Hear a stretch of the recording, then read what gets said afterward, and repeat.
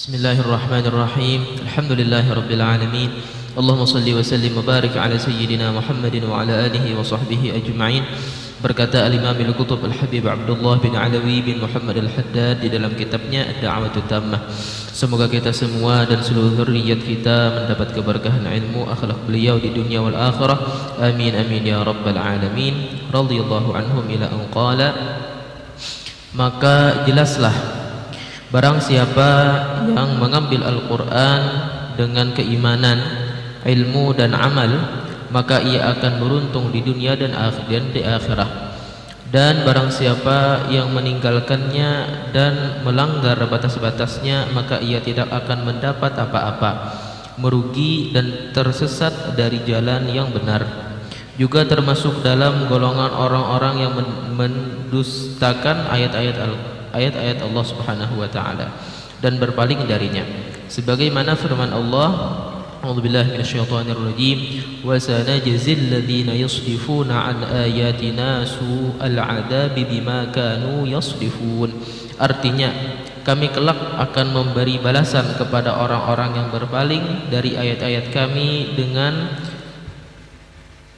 siksaan yang buruk disebabkan mereka selalu berpaling. Dan Rasulullah sallallahu alaihi wasallam telah bersabda, "Innallaha yarfa'u bihadzal kitabi aqwaman wa yadh'u bihi akharina." Artinya, sesungguhnya dengan Al-Qur'an ini Allah Subhanahu wa taala mengangkat derajat suatu kaum dan merendahkan yang lainnya. Maka berusahalah dengan sungguh-sungguh wahai pembaca Al-Qur'an agar engkau termasuk orang-orang yang diangkat derajatnya oleh Allah Subhanahu wa taala berkat Al-Qur'an, yaitu dengan cara membacanya sebagaimana diturunkan dan membacanya dengan bacaan yang benar, membacanya dengan tartil dan memahami maknanya serta berdiam di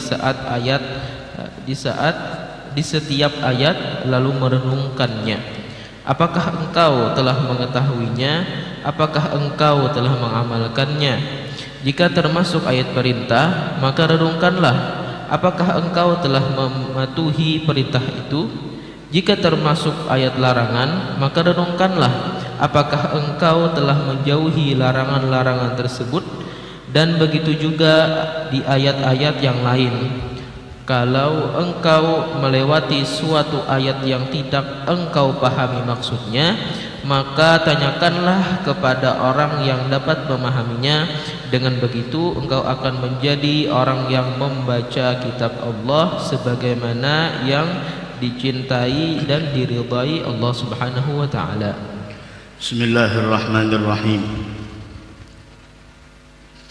Alhamdulillahirabbil alamin. والصلاة والسلام على أشرف الأنبياء وإمام المرسلين سيدنا ونبينا وحبيبنا وشفيعنا وذخرنا ومولانا محمد وعلى آله وصحبه أجمعين. اللهم صل على سيدنا محمد ما اتصلت العيون بالنظر وتزخرفت الأراضون بالمطر وحج حاج واعتمر ولبى وحلق ونحر وطاف بالبيت العتيق وقبل الحجر وعلى آله وصحبه وسلم تسليما كثيرا. Alhamdulillah, kita bersyukur kehadrat Allah Subhanahu wa taala atas nikmat yang Allah berikan kepada kita semua, sehingga pada malam hari yang mulia ini, di malam-malam 10 pertama dari bulan Dzulhijjah, kita sama-sama berkumpul dengan niat i'tikaf di dalam ini masjid. Sama-sama kita berkumpul dengan niat memakmurkan waktu antara maghrib dan isya, dengan niat mensyukuri daripada nikmat Allah Subhanahu wa taala, dengan sama-sama niat kita menuntut ilmu pengetahuan agama, yang mana harapan kita mudah-mudahan Allah subhanahu wa ta'ala mengampuni segala dosa dan kesalahan kita, dan mudah-mudahan kita senantiasa diberikan keistiqamahan oleh Allah subhanahu wa ta'ala, dan mudah-mudahan segala hajat kita dikabulkan oleh Allah subhanahu wa ta'ala, dan semoga kita diberikan keistiqamahan, panjang umur dalam taat ibadah kepadanya, dan semoga kita semua diwafatkan dalam keadaan husnul khatimah. Amin amin amin ya rabbal alamin. Alhamdulillah, Al-Imam Al-Haddad rahimahullah subhanahu wa ta'ala wa nafa'ana bih wa bi'ulumihi wa ulumikum wa ulumi sairis salihin fid darain amin. Beliau memberitahukan kepada kita tentang bagaimana cara agar mendapatkan sebuah keberuntungan. Keberuntungan yang dimaksud bukan hanya keberuntungan dunia, melainkan keberuntungan yang dimaksud adalah keberuntungan yang sebenarnya, yaitu keberuntungan di negeri akhirah. Sehingga beliau mengatakan, maka jelaslah barang siapa yang benar-benar mengambil Al-Quran, bahwasanya siapa yang benar-benar mengimani Al-Quran dengan ilmu dan amal, orang yang benar-benar di sana menjadikan Al-Quran sebagai imamnya. Fatabayyan anna man akhadha al-Qur'ana imanan wa ilman wa amalan. Maka sudah menjadi jelas barang siapa yang mengambil Al-Quran dengan keimanan, dengan ilmu pengetahuan wa amalan, dan dia mengamalkan isi kandungan Al-Quran, faza wa sa'ida fid dunya wal akhirah, maka dia akan mendapatkan kesuksesan dan dia akan meraih sebuah keberuntungan, baik itu di dunia, lebih-lebih di negeri akhirah. Sebaliknya, wa man dayya'ahu wa ta'adda hududahu khaba wa khasir. Siapa orang yang mana meninggalkan daripada Al-Quran, menyia-nyiakan Al-Quran,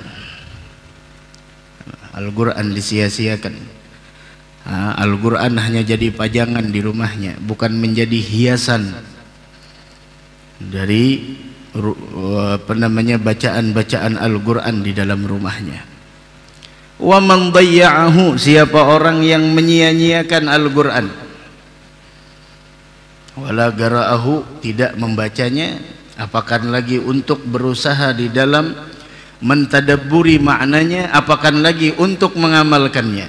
Man dayya'ahu, siapa orang yang menyia-nyiakan Al-Quran. Nah, itu menyia-nyiakan bukan hanya sekedar tidak membaca, lebih lagi daripada itu, wala imana bih, tidak mengimaninya, ataupun tidak di sana berusaha untuk mentadabburi makna yang terkandung di dalam Al-Quran, apalagi lagi untuk mengamalkan isi kandungan Al-Quran. Wa ta'adda hududahu, dan dia di samping menyia-nyiakan dan meninggalkan Al-Quran, dia pun melanggar batasan-batasan Al-Quran. Karena semua rambu-rambu agama, rambu-rambu kehidupan, semuanya ada dalam Al-Quran. Nah, semua rambu-rambu agama, rambu-rambu kehidupan, semuanya ada di dalam Al-Quran. Maka dari karenanya, wa man ta'adda hududahu khaba wa khasir, maka sungguh dia akan mendapatkan kerugian dan dia akan mendapatkan sebuah kesesatan. Wa dhalla an sawa'is sabil, dan orang tersebut adalah termasuk orang-orang yang tersesat, dan dia wasara mimman dzukira bi ayati rabbih fa'arada anha, dan orang yang berpaling mengabaikan Al-Quran, mereka yang mana di sana melanggar batasan-batasan Al-Quran, dia termasuk orang yang disebutkan oleh Allah di dalam Al-Quran adalah orang yang berpaling dari segala peringatan Al-Quran. Wa mimman kadzdzaba bi ayatillahi wa sadafa anha, dan dia termasuk golongan orang-orang yang mendustakan ayat-ayat Allah Subhanahu wa taala dan berpaling darinya. Dari karenanya Allah Subhanahu wa taala berfirman dalam Al-Qur'an, sanajzil ladzina yasrifuna an ayatina su'al 'adzabi bima kanu yasrifun. Kami akan memberikan balasan kepada orang-orang yang berpaling dari ayat-ayat kami, karena Al-Qur'an semuanya ahkam, cerita. Harus kita tadabburi makna-makna yang ada, baik itu tersirat ataupun tersurat. Apa yang Allah akan berikan kepada orang yang berpaling dari tanda-tanda ayat-ayat Allah Subhanahu wa taala, yaitu su'al adzab, siksaan yang buruk. Bima kanu yasdifun. Semua itu adalah akibat karena keberpalingan mereka dari Al-Qur'an. Di dalam ayat yang lain, wa man a'rada an dzikri fa inna lahu ma'isyatan dhanka wa nahsyuruhu yaumal qiyamati a'ma. Allah Subhanahu wa taala berfirman di dalam ayat yang lain, wa man a'rada an dzikri, siapa orang yang berpaling dari peringatanku. Orang ada yang berpaling dari peringatan Allah Subhanahu wa taala. Wa man a'rada an dzikri, siapa orang yang berpaling dari peringatanku. Al-Imam Al-Baghawi menyebutkan yang dimaksud dengan zikri di sini adalah Al-Qur'an. Falam yu'minu bih wa lam yattabi'uh. Tidak mengimaninya dan tidak mengikuti segala aturan yang ada di dalam Al-Qur'an. Tidak mengimaninya dan tidak mengikuti segala apa yang ada di dalam aturannya Al-Qur'an. Apa akibatnya? Wa man a'rada an dzikri fa inna lahu ma'isyatan dhanka. Maka Allah mengatakan sungguh dia akan menjalani kehidupan yang sempit. Kehidupan yang sempit. Siapa yang menyatakan? Allah Subhanahu wa taala. Dari karenanya yang mengadu kesempitan dalam hidupnya, tanyakan bagaimana hubungan kita dengan Al-Qur'an. Bagi orang yang mengadu kesusahan dalam hidupnya, bagaimana hubungan indah antara dia dengan Al-Qur'an. Allah telah mengatakan, wa man a'rada an dzikri fa inna lahu ma'isyatan dhanka. Hidupnya dia akan menjalani kehidupan yang sempit. La ilaha illallah. Mudah-mudahan Allah perbaiki hubungan antara kita dengan Al-Qur'an insyaallah. Amin ya rabbal alamin. Wa man a'rada an dzikri fa inna lahu ma'isyatan dhanka wa nahsyuruhu yaumal qiyamati a'ma. Tidak sampai di situ. Tidak sampai di situ. Bukan hanya kehidupan yang sempit yang akan dia jalani, akan tetapi wa nahsyuruhu yaumal qiyamati a'ma, dan akan kami halau, kami kumpulkan mereka di hari kiamat dalam keadaan buta. Mereka buta nantinya di hari kiamat. Ketika mereka dikumpulkan, dihalau di hari kiamat dalam keadaan a'ma, mereka protes. Qala rabbi lima hasyartani a'ma wa qad kuntu basira. Wahai Tuhan, lima hasyartani a'ma, kenapa engkau kumpulkan aku dalam keadaan buta? Wa qad kuntu basira, bukankah dulunya saya melihat? Bukankah waktu di dunia saya bisa melihat ini, itu dan lain sebagainya? Maka Allah menjawab, qala kadzalika atatka ayatuna fanasitaha wa kadzalikal yauma tunsah.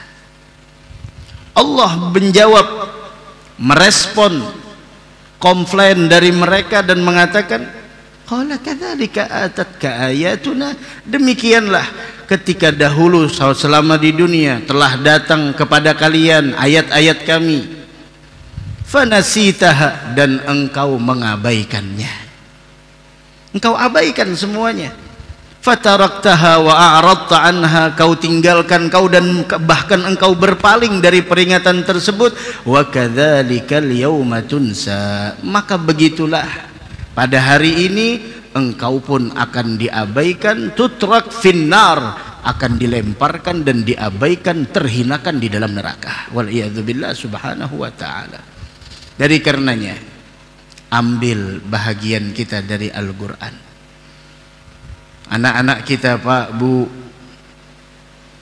ajarkan mereka untuk mempunyai hubungan indah dengan Al-Quran. Biarkan mereka mendengar indahnya bacaan-bacaan Al-Quran di tengah-tengah rumah terdengar. Jangan sampai rumah kita seperti kubur. Tidak ada bacaan Al-Quran di dalamnya, tidak ada zikir di dalamnya, tidak ada ilmu di dalamnya, tidak ada sholat sunnah di dalamnya, tidak ada ibadah-ibadah yang lainnya. Rasul telah memperingatkan kepada kita, jangan kau jadikan rumahmu seperti kubur.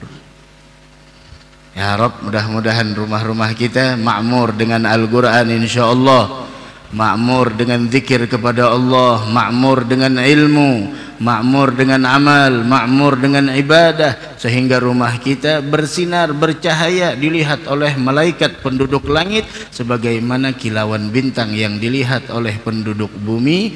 Amin ya rabbal alamin. Sanajzil ladzina yasdifuna an ayatina su'al adzabi bima kanu yasdifun. Ayo baca Al-Quran. Jangan sampai itu anak-anak kita tidak bisa baca Al-Quran. Pahami Al-Quran dari sumbernya, pahami makna Al-Quran, baik yang tersurat ataupun yang tersirat. Karena ketahuilah, salah satu daripada tanda, salah satu cara untuk menjadikan hati kita itu bercahaya, di antaranya adalah qiraatul Quran bitadabbur wat tartil.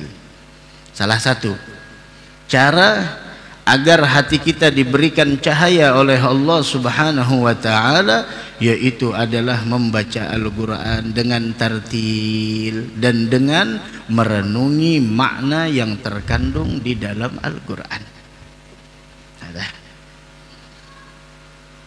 Yang kedua, cara agar nih hati kita bercahaya, adzikru lillah ma'al adab wal hudur. Mengingat Allah dengan adab, mengingat Allah dengan kehadiran hati. Jangan sampai hanya mulut yang mengucapkan ya Allah tapi hatinya berpaling dari Allah. Jangan sampai hanya kita mengucapkan la ilaha illallah tapi hati kita lalai dari Allah. Inna lillahi wa inna ilaihi raji'un.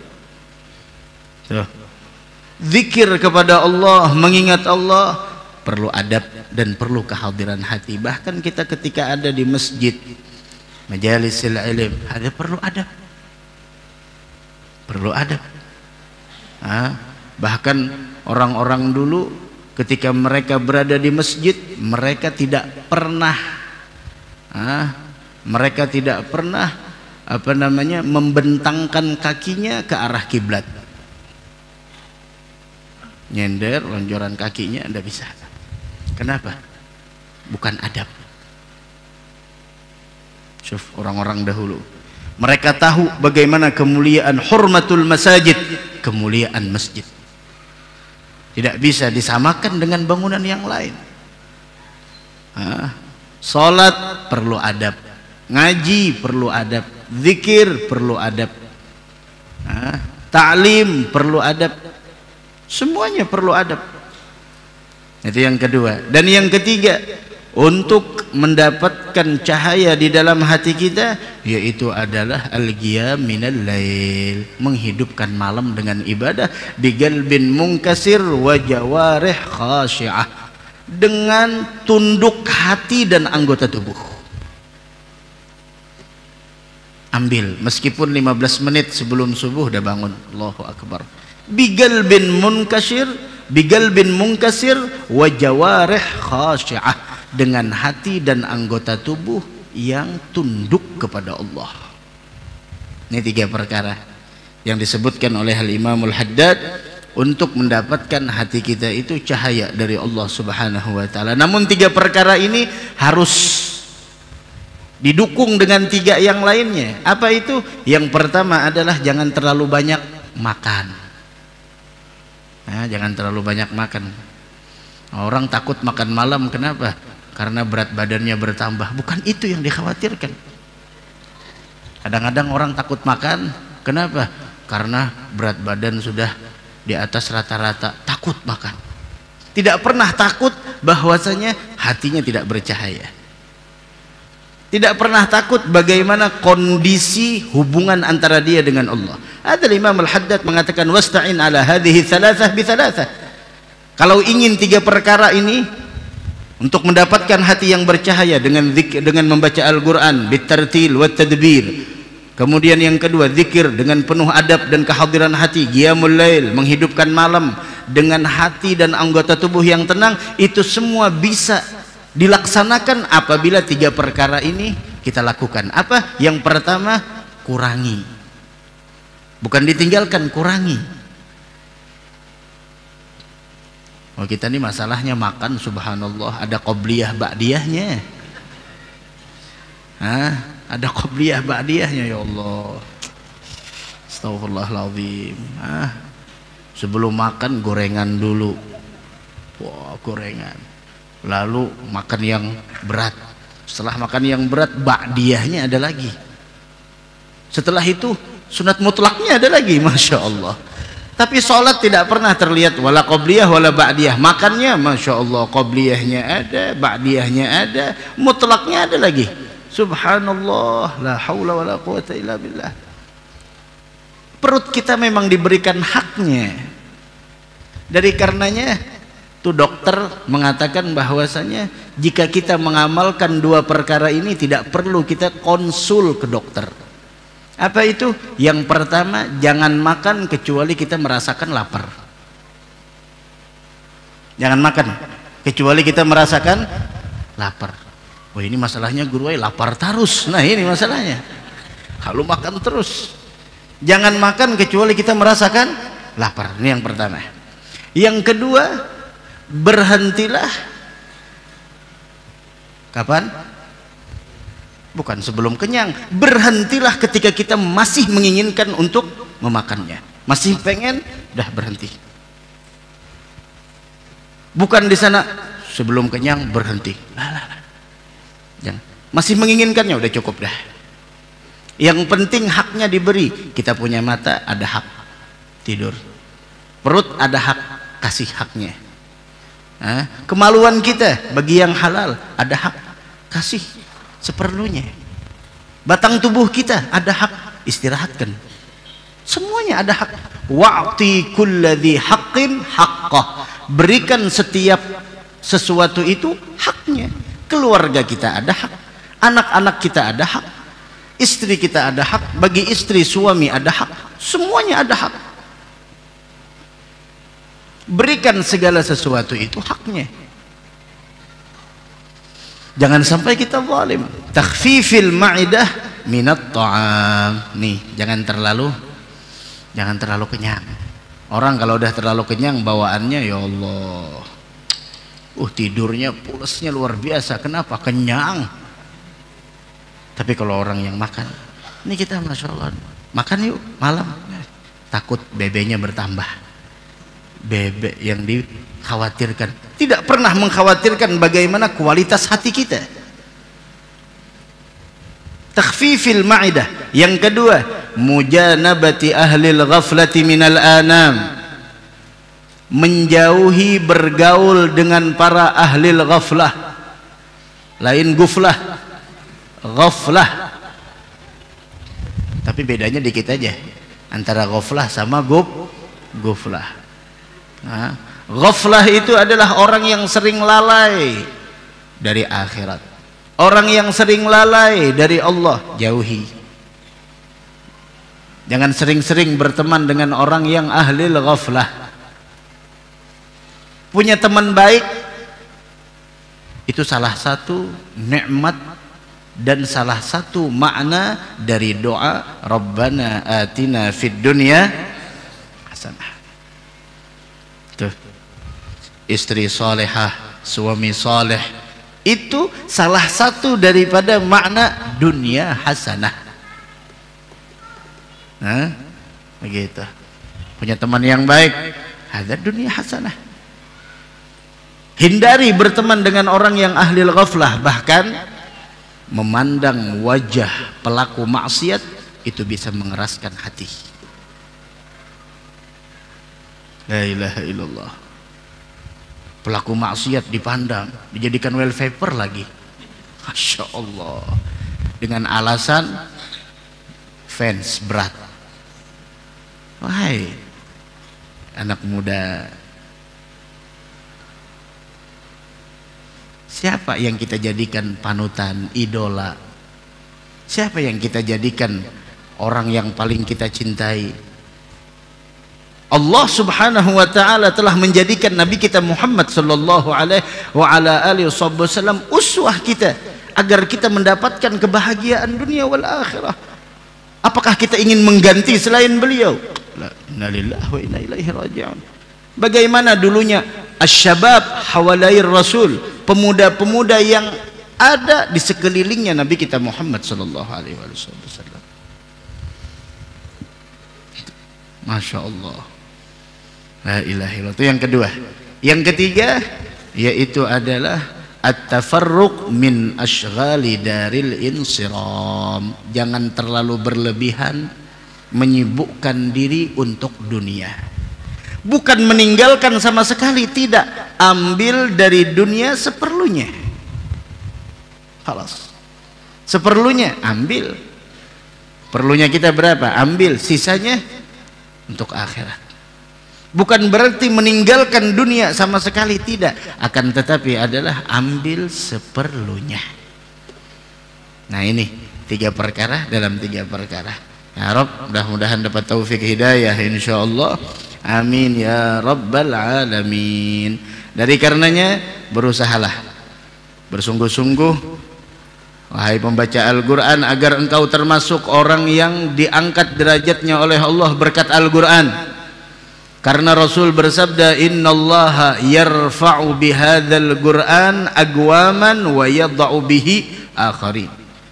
Allah mengangkat derajat suatu kelompok dengan keberkahan Al-Quran, begitu juga merendahkan derajat sebagian kelompok akibat keberpalingannya dengan Al-Quran. Maka jadilah kita sekelompok orang yang mendapatkan derajat tinggi melalui keberkahan Al-Quran.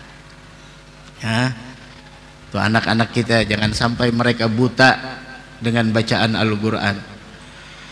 Ajarkan mereka, kalau kita tidak bisa mengajarkan, setidaknya kita memfasilitasi mereka, menjembatani mereka untuk kita carikan guru-guru Al-Quran yang memang benar bacaannya, yang memang fasih bacaannya, agar mereka membaca Al-Quran yaitu dengan makharijul huruf yang tepat dan benar.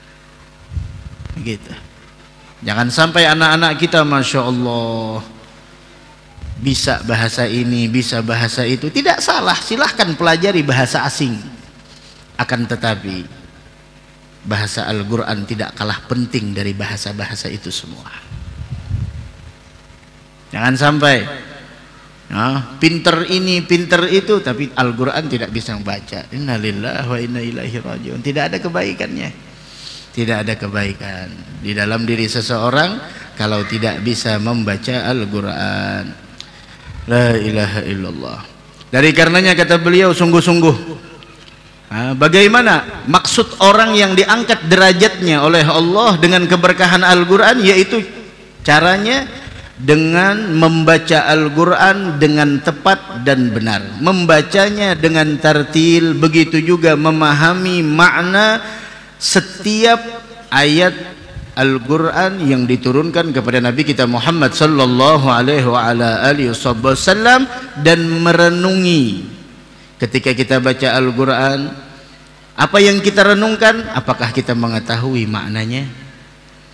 Apakah kita sudah mengamalkannya? Jika kita melewati sebuah ayat yang di dalamnya isinya adalah perintah, tanyakan dalam diri kita, renungkan, pikirkan, apakah kita telah mematuhi perintah tersebut? Jika kita melewati ayat-ayat yang mana di dalamnya kita dilarang oleh Allah Subhanahu wa taala untuk melakukan sesuatu, renungkan lagi, resapi, apakah kita telah menjauhi larangan-larangan yang telah Allah larang tersebut? Begitu juga ayat-ayat yang lain, ada cerita, tadabbur, kita renungkan, maka dengan itu Allah akan mengangkat derajat kita. Tapi kalau hanya sekedar membaca Al-Quran, Masya Allah bacaannya fasih, magamat, kemudian lagi irama-iramanya luar biasa, dalam satu surah bisa ngambil 3 irama, 4 irama, 5 irama, akan tetapi Masya Allah akhlaknya, tutur katanya, perilakunya tidak mencerminkan dia adalah orang yang membaca Al-Quran. Hati-hati, rubbatalil Quran, berapa banyak orang-orang yang membaca Al-Quran tapi Al-Quran sendiri yang mengutuknya. Dari karenanya ada cerita tuh, orang dulu baca Al-Quran sampai bertahun-tahun masih belum khatam Al-Quran, padahal bacaannya luar biasa. Ditanya beliau, ya Syekh, udah berapa kali khatam? Bilangnya, ente mau khatam yang mana? Mau khatam dalam Qiyamul Lail, atau khatam sebelum tidur, atau khatam sebelum makan, atau khatam yang mana? Luar biasa. Bilangnya khatam apa aja? Kalau khatam Qiyamul Lail udah banyak, udah berkali-kali. Khatam sebelum makan udah banyak. Khatam di dalam ghurfah, dalam kamar udah banyak. Sebelum tidur udah banyak. Tapi ada yang sampai saat ini bertahun-tahun masih belum khatam. Apa itu? Saya baru sampai di dalam ayat Al-Quran, innallaha ya'murukum bil adli wal ihsan wa ita'i dzil qurba wa yanha 'anil fahsya'i wal munkari wal baghi.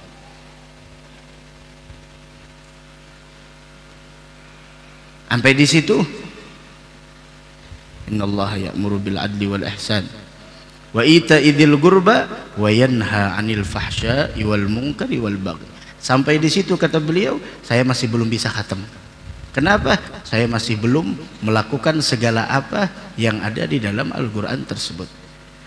Innallaha ya'muru bil adli wal ihsan wa ita'i dzil qurba wa yanha 'anil fahsya'i wal munkari wal baghi ya'idzukum la'allakum tadzakkarun. Sampai di situ saya berhenti. Kenapa? Saya tidak bisa meneruskan daripada ayat setelah itu sebelum saya mengamalkan apa yang terkandung, apa yang tersurat dan tersirat dari ayat tersebut. Itu masih belum khatam. Adapun khatam-khatam yang lain banyak. Innallaha ya'muru bil adli wal ihsan.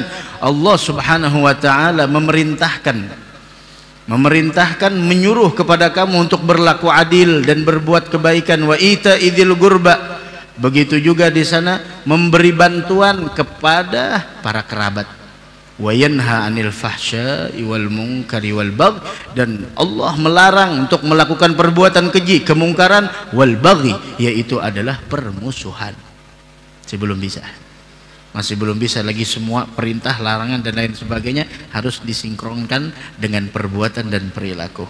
Mudah-mudahan kita mendapatkan kemuliaan dengan Al-Quran insyaallah, amin ya rabbal alamin. Maka dengan bacaan seperti itu kita akan mendapatkan cinta dan ridhanya Allah, karena di dalam Al-Quran semuanya kita bakal mengetahui apa yang Allah inginkan dari kita, apa yang Allah mau dari kita, dan apa yang tidak Allah inginkan dari kita.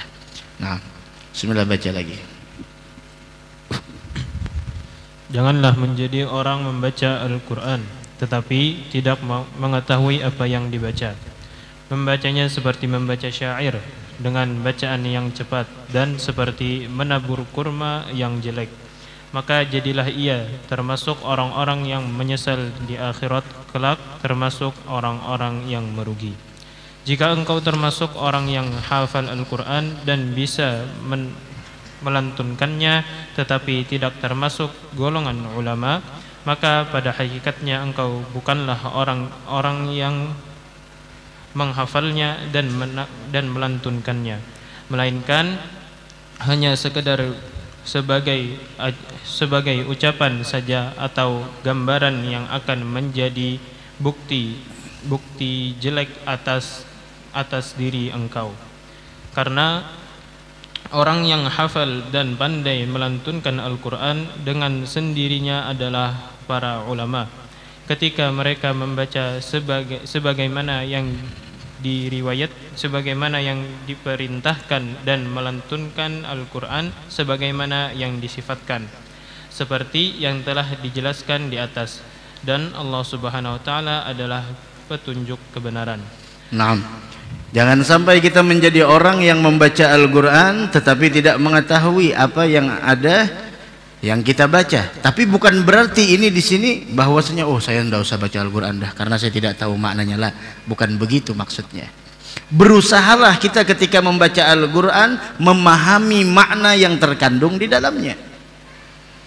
Karena walau bagaimanapun juga afdalu ibadati ummati tilawatul Quran. Ibadah yang paling istimewa untuk umatku, kata Nabi Muhammad, membaca Al-Quran. Bahkan Al-Imam Ahmad ketika mendapatkan ilham dari Allah Subhanahu wa taala, bagaimana di sana membaca Al-Quran adalah ibadah yang paling istimewa di dalam mendekatkan diri kepada Allah, sama adanya dengan memahami maknanya ambi ghairi faham ataupun dengan tidak memahami. Akan tetapi ketika seseorang memahami makna yang terkandung dalam Al-Quran, itu cita rasanya beda, kayak orang lagi nyanyi.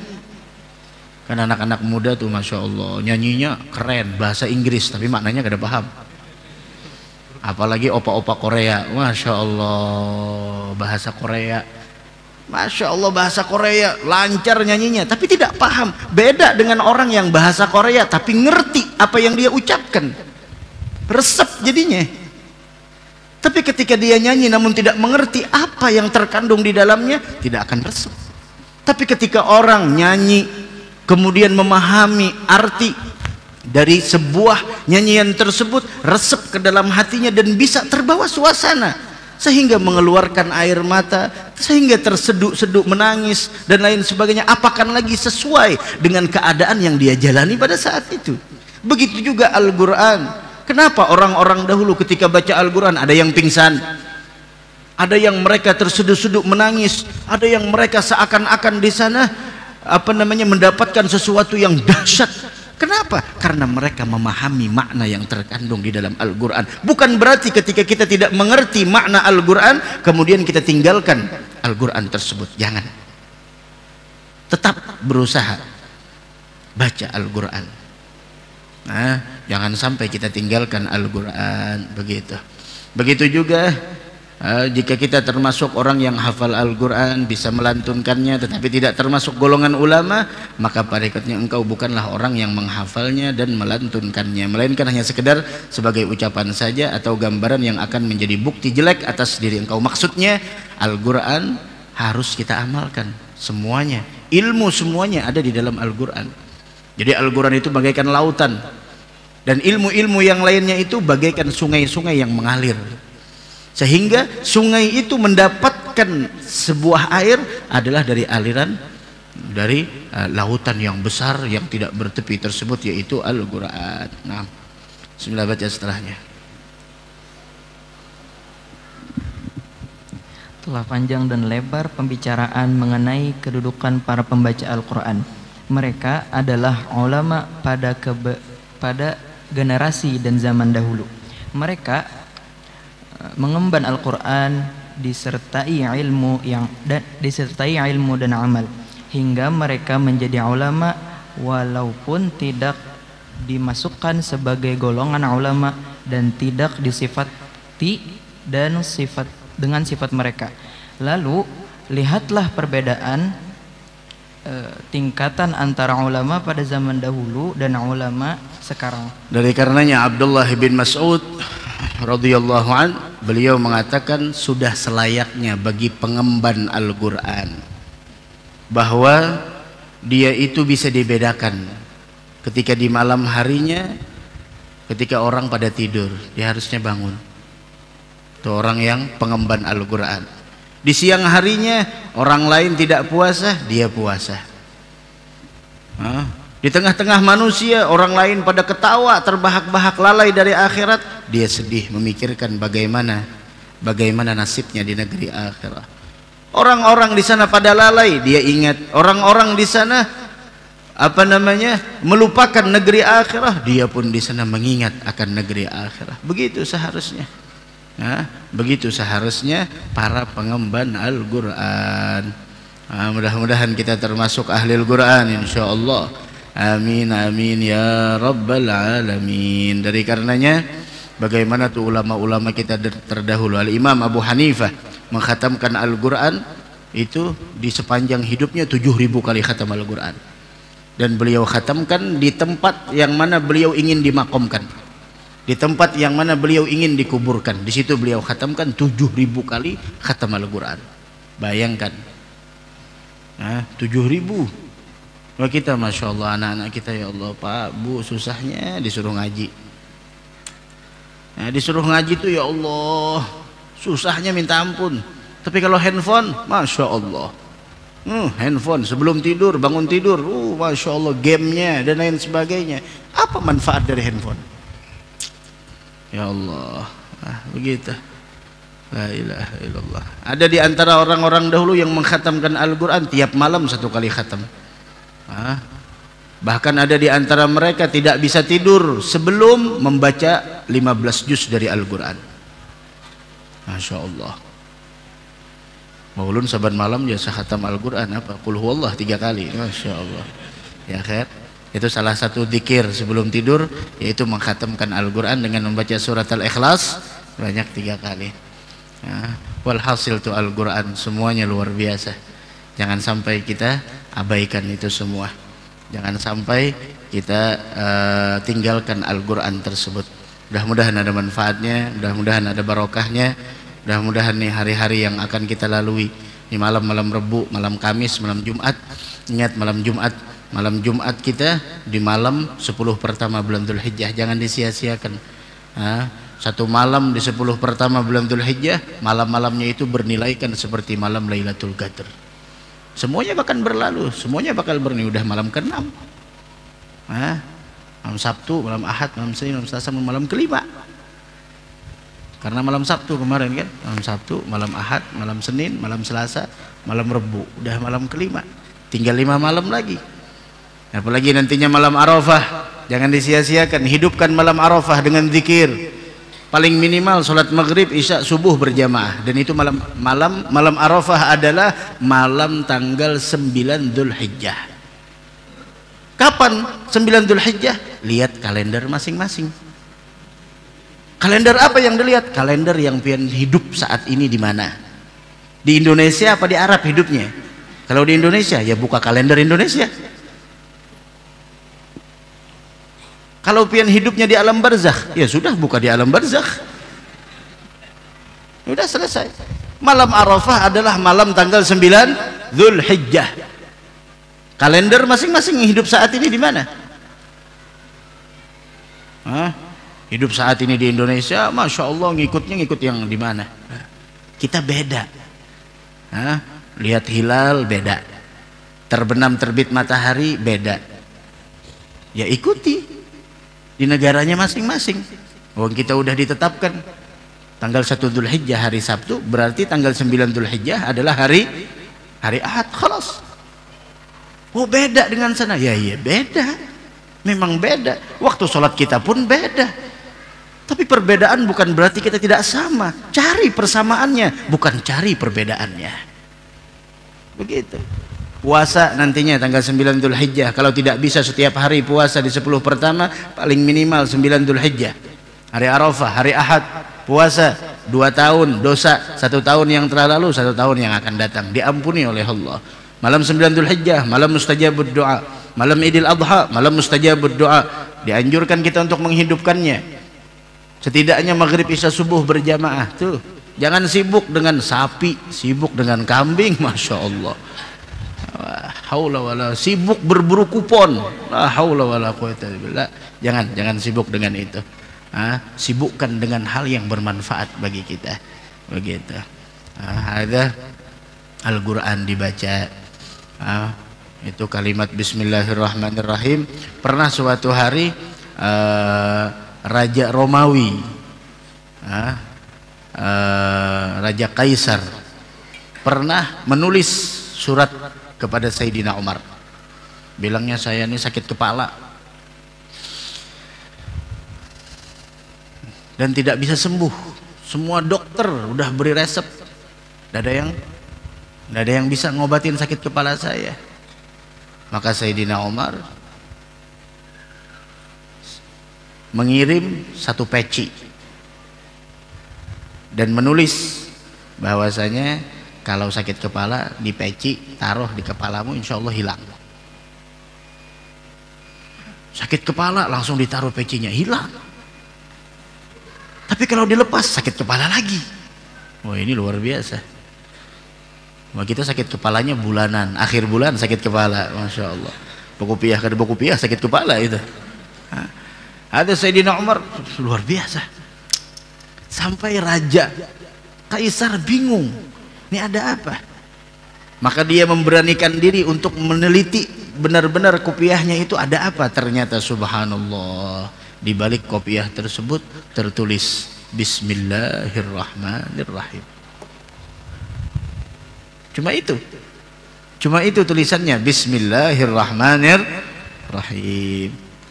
Wah, tulisannya bisa ditulis, tapi yang nulis siapa? Yang nulis siapa? Hatinya bagaimana? Orangnya kayak apa? Bacaannya bisa disalin, ilmunya bisa disalin. Sama dengan orang baca qasidah, lahannya, iramanya bisa ditiru, tapi hatinya yang ngena sampai ke hati itu yang susah ditiru. Ada seorang syekh, guru besar, anaknya udah sekolah sastra dan lain sebagainya, tata cara bahasa diajarkan. Abahnya punya jemaah banyak, bludak kalau abahnya buka majelis. Anaknya datang dari luar negeri, sastra bahasa bisa dan lain sebagainya. Disuruh ayahnya ceramah, ayo bismillah ceramah, beri ilmu pada orang.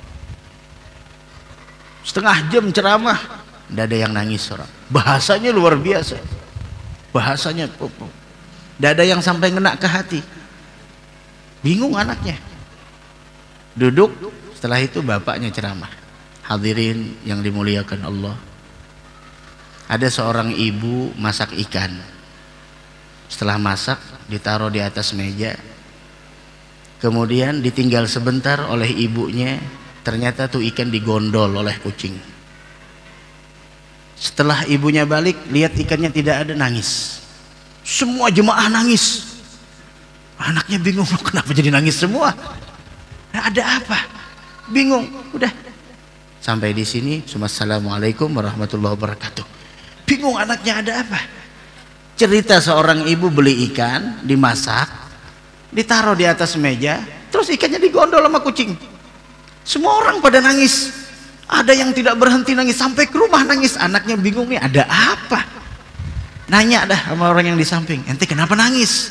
Bilangnya, nih abahnya ente luar biasa, ngena ceramahnya. Nggak sampai 10 menit ngena ceramahnya, nyampe ke hati. Loh, kenapa? Ente yang ente paham apa? Itu abahnya antum memberikan sebuah perumpamaan luar biasa. Orang kadang sudah beramal, tapi ternyata setelah beramal di akhir hidupnya, imannya tergoda oleh syaitan dan hilang imannya, dan dia pun meninggal dalam keadaan su'ul khatimah. Itu yang kita khawatirkan. Subhanallah, pentafsiran yang luar biasa. Ente orang gimana maknanya? Maknanya begini, tidak ada yang aman dari keimanan ini. Terkadang kita merasa aman dengan keimanan kita, padahal itu adalah sesuatu yang kita khawatirkan di akhir hayat kita bisa jadi diambil oleh Allah Subhanahu wa taala. Masing-masing punya pentafsiran, dan anaknya memahami bukan masalah tata cara bahasa, akan tetapi ketika ilmu tersebut dihiasi dengan adab, rasa takut kepada Allah Subhanahu wa taala, peneladanan terhadap Nabi besar Muhammad sallallahu alaihi wasallam, menyampaikan dengan ikhlas dan untuk dibenarkan oleh Allah, bukan untuk dipuji oleh manusia, maka itulah yang sampai ke dalam hati dan sanubari seseorang. La ilaha illallah. Mudah-mudahan ada manfaatnya, mudah-mudahan ada barokahnya.